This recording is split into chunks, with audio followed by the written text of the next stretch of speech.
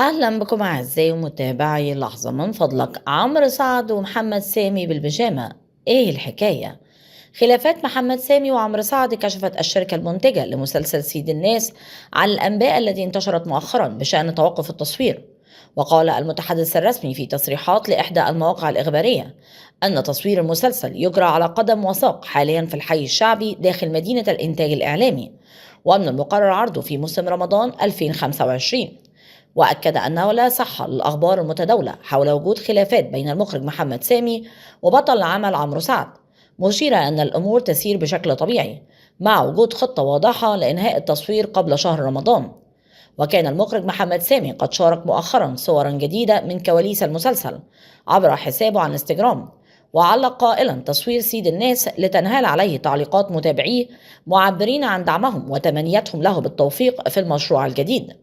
ونشر الفنان عمرو سعد منذ قليل صورة تجمعه مع المخرج محمد سامي عبر حسابه على الانستجرام، وذلك ردا على الأنباء التي ترددت عن وجود خلافات بينهما تسببت في توقف تصوير مسلسل سيد الناس.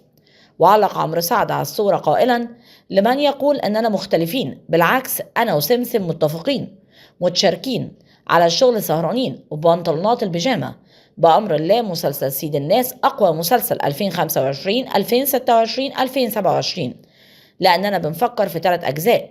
كما أكد في تصريح خاص لخبر أبيض: أنا ومحمد سامي متفقين وعمرنا ما هنختلف، وانتظروا مفاجأة في رمضان 2025. وكل ما يتردد بشأن وجود خلافات بيننا إشاعات. تدور أحداث مسلسل سيد الناس في إطار اجتماعي شعبي، حيث يجسد عمرو شخصية جرحي، ويشارك في المسلسل عدد من النجوم البارزين، منهم خالد الصاوي الذي يظهر بشخصية والد عمرو سعد، وإلهام شاهين التي تقدم شخصية زوجة والده، وإنجي المقدم التي تجسد شخصية فتحية، ونشوى مصطفى التي تلعب دور نافعة.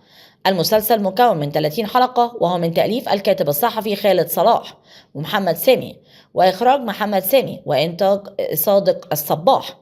ويشارك في بطولته العديد من النجوم مثل أحمد زاهر وأحمد رزق وبشرى وريم مصطفى ورنا رئيس ومنى فضالي وطارق النهري وياسين السقا وغيرهم. ومن جانب آخر كشف عمرو سعد عن تقديم شقيقه أحمد سعد أغاني المسلسل، وقال: لن أشارك في التمثيل، لكن سأكون حاضرا بالأغاني في كل الحلقات، وهناك أكثر من رباعية ستغني بالمسلسل. وفيما يتعلق بأعماله الأخرى، ينتظر عمرو سعد عرض فيلمه الجديد الغربان في السينمات خلال العام المقبل.